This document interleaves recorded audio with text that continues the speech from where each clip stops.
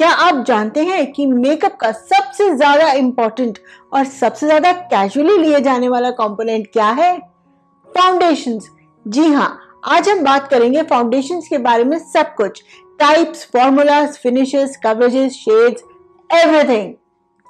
नमस्कार, मैं Divya Sharma Daiya, super mom to a boy and a dog, chocolate lover, makeup artist turned editor to the leading diva talk magazine and founder of iDiva Salon Awards, now in its 10th year. Diva talk show के episode 18 में, wow that feels nice, episode 18 में आपका स्वागत है। आज हम बात करेंगे मेकअप के सबसे इंपॉर्टेंट कंपोनेंट फाउंडेशन के बारे में। दोस्तों, आपने हमारी पिछली सीरीज को बहुत प्यार दिया, स्पेशली हमारे फेशियल की सीरीज को और हमारे सैलून मैनेजमेंट की सीरीज को। इसी प्यार से हमें मिलता है हौसला और आपके फीडबैक से हम लेकर आए हैं अब आज ये मेकअप फाउंडेशन की सीरीज। जी हाँ, ये 2 एपिसोड्स में होगा ये टॉपिक। एक बारी हम बात करेंगे उसके टेक्निकल्स की और एक बारी हम बात करेंगे उसके प्रोडक्ट्स की। आज हम बात करेंगे फाउंडेशंस के बारे में सब कुछ, एवरीथिंग टेक्निकल जो आपको जानने की जरूरत है। सबसे पहले हम बात करते हैं कि फाउंडेशन क्या है।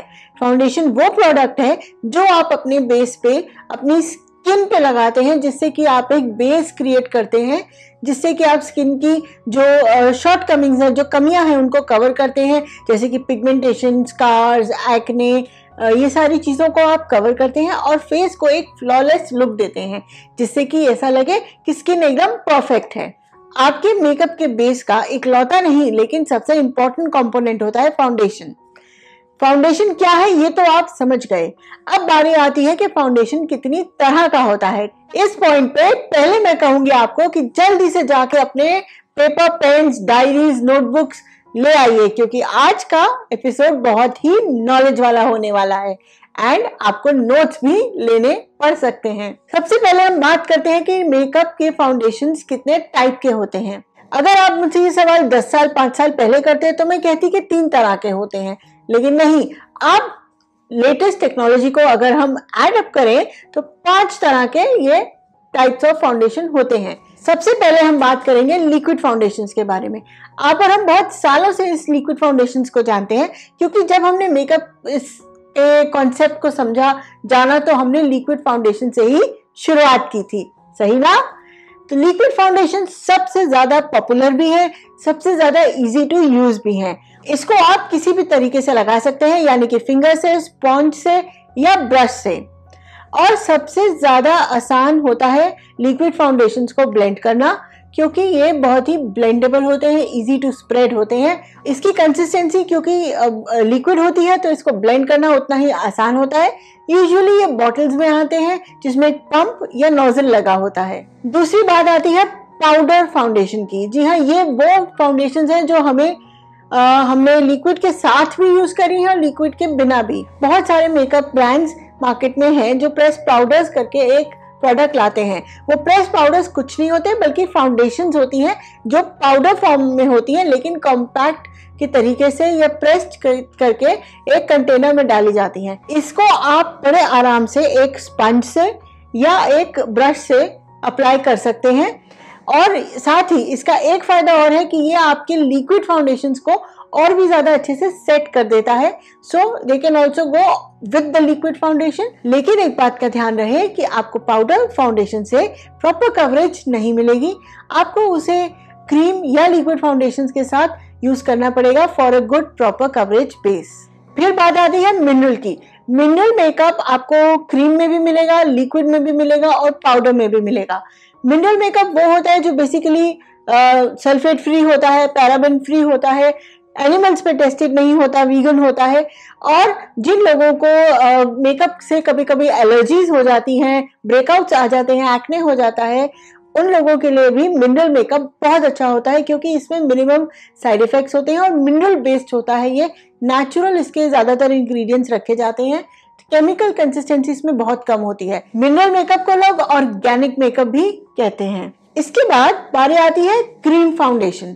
जी हाँ, क्रीम फाउंडेशन अभी ऑफ लेटली काफी ज्यादा एक चर्चा में आ गए हैं, क्योंकि ज्यादातर सूफ्लेज या क्रीम फाउंडेशंस एक जार में या एक कॉम्पैक्ट तरीके की शीशी में होती है।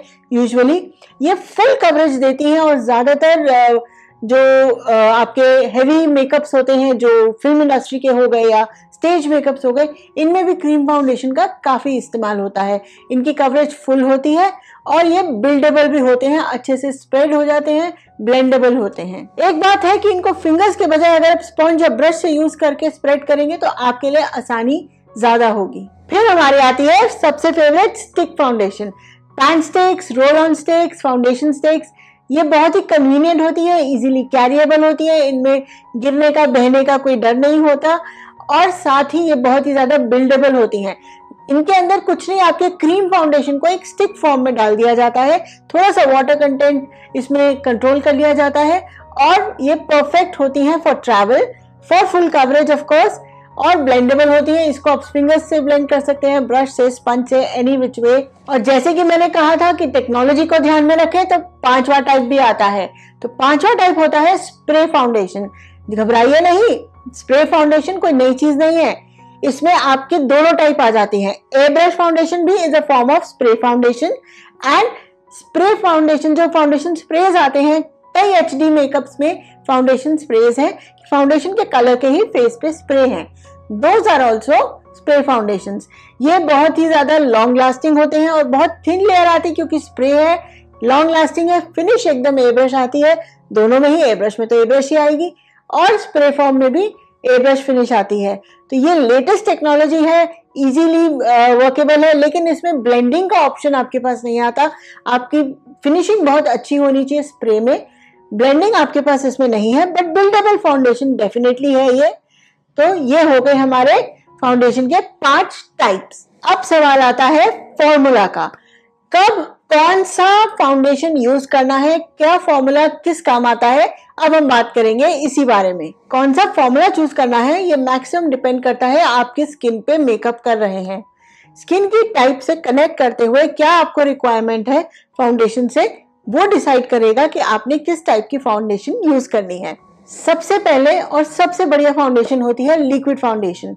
लिक्विड फाउंडेशन मोटा मोटी आपको हर स्किन टाइप पे सूट करेगी, लेकिन आपने किस फॉर्मूला की लिक्विड फाउंडेशन लेनी है वो डिपेंड करेगा कि आप किस स्किन टाइप पे काम कर रहे हैं। अगर आपकी क्लाइंट की स्किन ऑयली है, एक्ने प्रोन है या कॉम्बिनेशन स्किन है तो आप एक नॉन कॉमेडोजेनिक फॉर्मूला यूज करेंगे, जिसका सिंपल मतलब है कि आप एक ऑयल बेस्ड लिक्विड फाउंडेशन का इस्तेमाल नहीं करेंगे।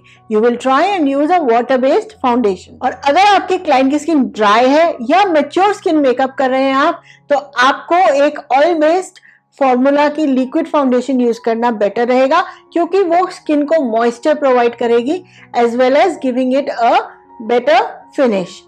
और अगर आपकी स्किन नॉर्मल है तो बेसिकली आप कोई भी लिक्विड फाउंडेशन का फॉर्मूला अपने क्लाइंट पे यूज कर सकते हैं। फिर बात करते हैं हम पाउडर फाउंडेशंस की। तो पाउडर फाउंडेशंस या प्रेस कॉम्पैक्ट्स या प्रेस पाउडर्स बहुत बढ़िया रहते हैं जब आप एक ऑयली स्किन मेकअप कर रहे हैं।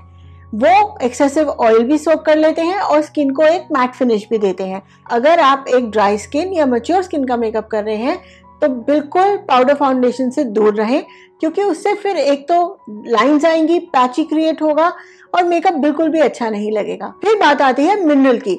मिनरल मेकअप जो है वो हर स्किन टाइप पे चलती है, स्पेशली अगर आपका क्लाइंट आपको कहता है कि मेरी स्किन सेंसिटिव है या मेरे को ब्रेकआउट्स हो जाती हैं, I get acne after makeup, तो उनके लिए तो आप स्पेसिफिकली मिनरल फाउंडेशंस का इस्तेमाल कर सकते हैं। साथ ही ध्यान दें कि किसी भी एक क्लाइंट पे यूज किया गया स्पंज या ब्रश बिना साफ के दूसरे क्लाइंट पे ना लगे। और क्रीम मेकअप की जहां तक बात करें तो वो फॉर्मूला आप सिर्फ ड्राई, नॉर्मल या मैच्योर स्किन पे यूज करेंगे, क्योंकि उसके अंदर अपने मॉइस्चराइजिंग कंटेंट होते हैं, इफेक्ट उसका मॉइस्चराइजिंग आता है स्किन के ऊपर। एक्ने प्रोन स्किन पे आप क्रीम मेकअप अवॉइड करें। Stick to your liquids and finish it with your compact. फिर बात करेंगे हम स्टिक फॉर्मूलाज की। स्टिक फॉर्मूला बेसिकली एक क्रीम फॉर्मूला का लाइटर वर्जन होता है, तो इसको आप नॉर्मली सभी स्किन टाइप्स पे कर सकते हैं। एक पतली कोटिंग, अगर आपकी ऑयली और एक्ने प्रोन स्किन है तो पतली कोटिंग रखिए, और स्पेशली ऑयली और एक्ने प्रोन स्किन की ब्राइड्स के लिए आप ऑयल फ्री फॉर्मूला की स्टिक फाउंडेशंस रखिए अलग से। जी हाँ, मार्केट में डेफिनेटली अवेलेबल है, specially for acne prone skins and oily skins, तो वो आप एक अलग सेट रखिए specially for your sensitive skin and oily skin brides. Spray foundation आजकल का सबसे बड़ा क्रेज है। एयर ब्रश हो या HD स्प्रे हो, ये सभी स्किन टाइप्स पे चलता है। बहुत लाइट वेट होता है, बहुत थिन कोट होता है। तो अगर क्लाइंट की स्किन सेंसिटिव है, परफेक्ट है for that kind of skin. और अगर आपने क्लाइंट को एक नॉर्मल स्किन को एक फ्लॉलेस फिनिश देनी है तो उसके लिए भी बहुत बढ़िया है। लेकिन उसके लिए आपको पहले से करेक्शन और कंसीलिंग करके चलनी होगी, क्योंकि स्प्रे के ऊपर भी कंसीलिंग कभी कभी अलग से पैची हो जाती है। उम्मीद है आपको आज की फाउंडेशन मास्टर क्लास पसंद आ रही है। मास्टर क्लास इसलिए कहूंगी क्योंकि इसमें इतनी नॉलेज है कि ये सिर्फ एक शो नहीं है ना। सबसे इंटरेस्टिंग पार्ट, फिनिशेस। हर एक फाउंडेशन का एक अपना अलग फिनिश होता है, और कभी कभी एक ही टाइप की फाउंडेशन में 3 अलग फिनिशेस के लिए भी फाउंडेशंस अलग अलग कंपनी लॉन्च करती है। बेसिकली हर एक फिनिश आपकी ब्राइड की स्किन के अकॉर्डिंग ही डिसाइड करना होता है कि कौन सी फिनिश आप ब्राइड को देंगे या जिनका आप मेकअप कर रहे हैं वो क्लाइंट को देंगे। पर अगर आप मोटे मोटे तौर पे समझे तो 3 तरह की फिनिशेस होती हैं। सबसे पहले हम बात करेंगे मैट फिनिश की। तो मैट फिनिश हम सब जानते ही हैं, सबसे ज्यादा पॉपुलर भी है, specially in summers. Matte finish में बेसिकली कोई शाइन नहीं होती, इसलिए ये ऑयली और कॉम्बिनेशन स्किन के लिए परफेक्ट है। लेकिन साथ ही कुछ मैट फिनिश फाउंडेशंस में ऑयल अब्सॉर्बिंग फॉर्मूला होता है, जो basically on an additional service आपकी स्किन में से या आपके क्लाइंट की स्किन में से निकलने वाले ऑयल को एब्सॉर्ब करता है और मेकअप को लॉन्ग स्टे बनाता है। सो अगर क्लाइंट की स्किन ऑयली या कॉम्बिनेशन है तो मैट फिनिश के अलावा कुछ और मत करिएगा, बेस्ट ऑप्शन है। उसके बाद अगला लेवल आता है सैटिन फिनिश फाउंडेशंस का। सैटिन फिनिश बेसिकली मैट और रेडियंट के बीच की लुक है, जिसको आप कंप्लीटली एक नेचुरल लुक बेस कहना चाहेंगे, वो आपका सैटिन फिनिश मेकअप होता है, जो दिखता नहीं है लेकिन होता है। कुछ लोग सैटिन फिनिश को डेमी मैट या नेचुरल फिनिश भी कहते हैं। सैटिन फिनिश ना तो कंप्लीटली मैट होती है, तो वो उसकी तरह फ्लैट नहीं होती, और ना ही बहुत ज्यादा ग्लोई होती है रेडियंट फिनिश की तरह। नॉर्मल स्किन को तो बहुत ज्यादा परफेक्ट सूट करती है, स्पेशली अगर स्किन पे बहुत ज्यादा बम्प्स या एक्ने ना हो। उसके बाद बारी आती है रेडियंट फिनिश की। रेडियंट फिनिश को बहुत सारे लोगों ने बहुत सारे अलग अलग नाम दिए हैं। बेसिकली एक ग्लॉसी फिनिश होती है जिसमें स्किन में एक ग्लॉस होता है, एक डूई फिनिश होती है। कुछ लोग इसको लुमिनस बेस कहते हैं, कुछ लोग इसको ग्लास फिनिश बोलते हैं। बेसिक मतलब इसका ये है कि इसमें स्किन में मैट बिल्कुल नहीं होता, सैटिन नहीं होता, अच्छा ग्लॉस होता है। नेचुरल जो ग्लो कहते हैं, जिसको एक ग्लोइंग स्किन होती है, वो लुक आती है। रेडियंट फिनिश ड्राई और मैच्योर स्किन पे बहुत अच्छी चलती है। अपार्ट फ्रॉम दैट विंटर्स के लिए ब्राइडल्स पे भी बहुत अच्छी रहेगी। अब बात करेंगे हम कवरेज की। कवरेज क्या है? कवरेज वो चीज है जो आपको बताती है कि एक फाउंडेशन आपकी स्किन में लगाने के बाद कितना ओपेक या कितना ट्रांसपेरेंट या कितना ट्रांसल्यूसेंट फिनिश देती है। मतलब कि स्किन के ऊपर कंप्लीटली 100% कवरेज है, 80% है, 40% है, क्या कवरेज है? कवरेज को देखा जाए तो 4 तरीके में बांटा गया है। सबसे पहले बात करेंगे हम शेयर कवरेज की। शेयर कवरेज बेसिकली होती है बहुत मिनिमम कवरेज, ऐसा कि लगे कि मेकअप नहीं लगाया। ये कवरेज आपको बीबी क्रीम से भी मिल जाती है। ये कवरेज आपको शेयर फाउंडेशंस कुछ आती हैं जिनकी बहुत लो कवरेज होती है, शेयर होते हैं और बस ऐसा लगता है कि कुछ ग्लोई स्किन है, तो आपको ये शेयर कवरेज फाउंडेशंस काम आएंगी। फिर बात आती है लाइट कवरेज फाउंडेशंस की। लाइट कवरेज फाउंडेशंस आपकी इन अ वे बहुत थोड़ी कवरेज करती हैं, हल्की ब्लेमिशेस को कवर कर देते हैं, हल्के पिगमेंटेशन कवर करती हैं।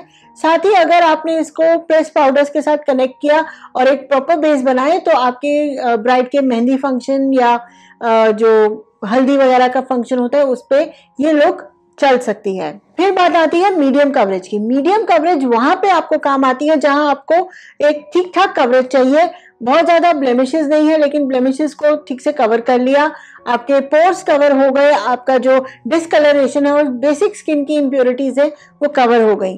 तो इसके लिए आप जैसे कि प्री ब्राइडल फंक्शंस हो गए या ब्राइड का रोका हो गया, एंगेजमेंट हो गई, उसमें आप medium to full coverage buildup formulas को यूज कर सकते हैं।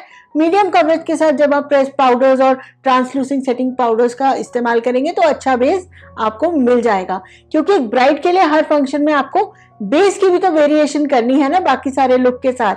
फिर बारी आती है आपकी फेवरेट फुल कवरेज फाउंडेशन की। फुल कवरेज फाउंडेशन में स्किन की सारी इंप्योरिटीज, ब्लेमिशेस, डिसकलरेशन और जो भी इम्परफेक्शंस है वो सारी कवर हो जाती हैं।